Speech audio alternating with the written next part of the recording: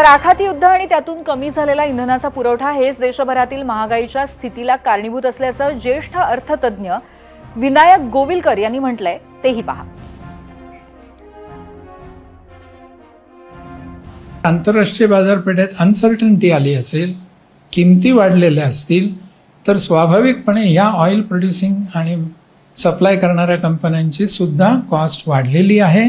ती वाढलेली cost recover करण्यासाठी पेट्रोल आणि डिझेलचे दर वाढवणं हे क्रमप्राप्तच होतं असं आपल्याला म्हणायला लागेल. किती दिवस सरकार तो तोटा सहन करेल? गेले 2 महिने सगळा तो तोटा आपण सहन केला आहे. आणि भविष्यात काय होणार आहे? जोपर्यंत युद्धाची स्थिती पूर्वपदावर येत नाही तोपर्यंत हे होत राहणार. कारण शेवटी आपल्याकडचा जो विदेशी चलनाचा साठा आहे बघा, आपली ह्या कच्च्या तेलाची आयात ही आपल्या कन्झम्पशनच्या जवळपास 85 ते 90% आहे. आणि ही सगळी आपल्याला डॉलरमधनं खरेदी करायला लागणारी गोष्ट आहे.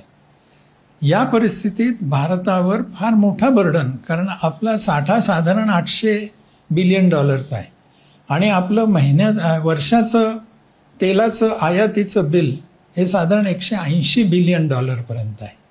त्यामुळे ही खूप मोठी अशी बोजा हा आपल्या विदेशी चलन गंगाजळीवर आहे. म्हणून आगामी काळात सुद्धा आपण या दरवाढीला तयार राहणं आवश्यक आहे असं मला वाटतं.